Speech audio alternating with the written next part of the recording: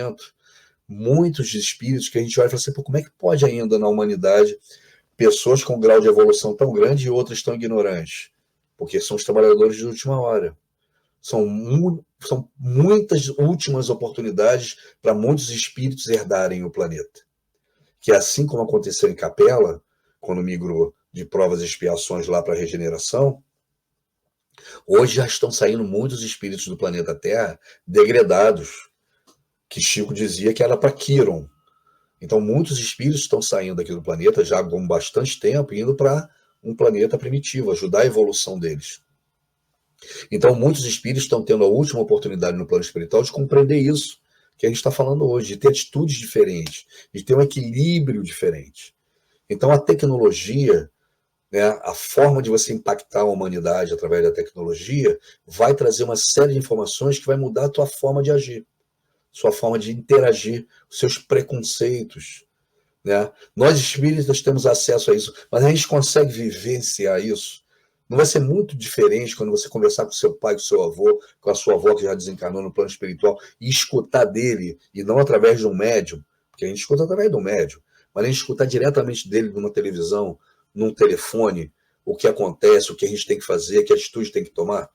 Não vai ser um impacto muito grande na nossa vida? E é assim que funciona. Na natureza, nós somos essa energia que usamos um software, que são os códigos genéticos, para ir mudando de estágio de evolução, até o momento que eu começo a tomar minhas decisões sozinhos. Igualzinho o computador hoje.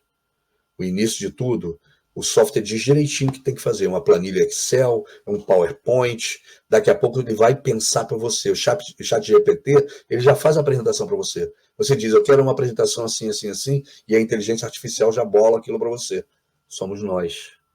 Nós somos essa inteligência artificial da natureza, que começamos a tomando atitudes muito simples das plantas, dos vegetais, dos animais, e agora tomando todas as decisões sozinhos. Eu vejo muito engraçado, né, na internet, muitas pessoas de outras religiões dizendo que não existe livre-arbítrio, que está tudo definido pela natureza, que Deus já coloca regras tão claras que a gente não consegue fugir daquele determinismo. Mas não é nada disso. É justamente o oposto. Se Deus tomasse todas as decisões por nós, nós não cometeríamos erro nenhum. Nós estaremos acertando tudo e numa evolução ascendente. Mas a gente está cometendo um monte de erro o tempo todo justamente porque tem livre-arbítrio. E através do livre-arbítrio que a gente comete essa quantidade de erro enorme e atrasa a nossa evolução. Eu não sei se vocês querem parar para a pergunta. Eu vi que eu não estou conseguindo ver as perguntas aqui. A gente tem pouco tempo agora. Né? Eu fiz 2 perguntas, você respondeu, mas eu vou fazê-las. Novamente, são bem primárias as perguntas, mas são importantes. Fica à vontade. Você, quando começou a falar de inteligência emocional ou inteligência artificial e as decisões que essa inteligência artificial vai tomar em nosso lugar, como é que ficaria a questão do nosso propósito de desenvolvimento dessa inteligência? Então, a inteligência artificial, ela toma decisões em cima de coisas que você treina ela para fazer. Então, por exemplo, uma palestra dessa minha, eu tenho milhares dela no YouTube. Aí eu pegaria essa palestra e falaria para a inteligência artificial assim, ó, monta uma palestra agora falando sobre a parábola dos talentos e o ser humano. Aí ela pega todas as palestras do Hernani, que já estão prontas na internet, e vai pegar cortes dela, pedaços dela, e vai montar uma palestra inteira falando sobre aquilo. Que eu já falei um pedacinho em cada uma delas. Ela não está suprimindo algo que eu já desenvolvi. E quando eu ver a palestra que ela fez, eu vou começar a pensar naquilo. Eu vou ter a inteligência.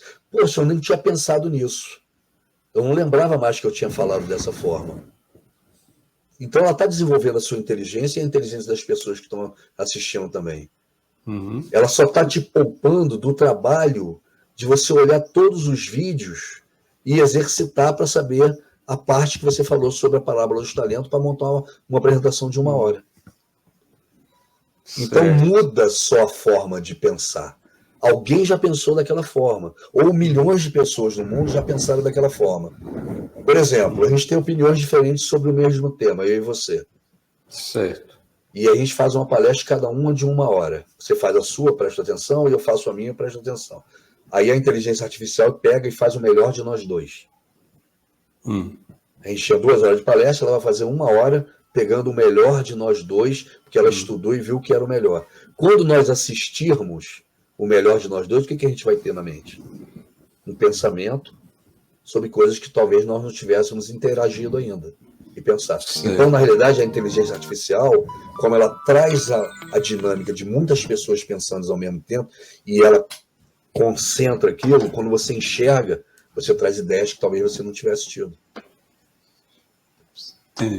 Então ela traz sempre ideias novas ou atitudes ou coisas que você não tinha pensado. Ah, Hernani, eu nunca vou pensar então, eu nunca fiz nada sobre inteligência e vou começar do zero usando inteligência artificial. Aí você está perdendo a oportunidade de desenvolvimento. Aí você tem razão. Porque a pessoa está usando ela só para não ter trabalho. Isso, eu estava pensando nessa questão de atrofiar para quem não trabalha e não quer pensar, não quer nem ver, a pessoa que não quer nem ver a palestra, só quer resolver um trabalho de escola, ou fazer, sim, aí esse está perdido.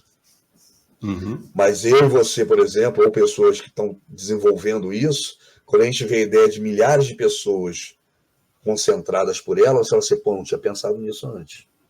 Ela te obriga a pensar. Ela te obriga a criticar aquilo, a ter uma crítica e desenvolver mais o seu pensamento. Então ela joga para cima aqueles que querem ir para cima e joga para baixo aqueles que ainda estão em questão de sobrevivência, que querem só se livrar do trabalho. Você tem razão. Legal. Então, para algumas pessoas a tecnologia ela é sempre muito boa e para outras nem tanto. E dependendo da forma como vê, né? Vamos ver. Quando vieram as máquinas, né, para automatização do campo, quantas pessoas ficaram desempregadas? E aí tiveram que vir para a cidade grande. E aí não tinham como sobreviver aqui, foram acabar nos guetos, não é isso? Isso. Por quê? Porque essas pessoas não estavam prontas para assumir cargos de mais inteligência. Por isso que tem o degredo do planeta. Quando vierem tudo isso à tona, que os empregos mudarem, que a forma de interagir mudar, alguns espíritos não tem como ficar aqui. E aí precisa ir para um planeta ainda que não tem essa tecnologia toda, que não tem essa condição toda, porque lá eles vão ter trabalho, vão ter uma condição de evolução maior.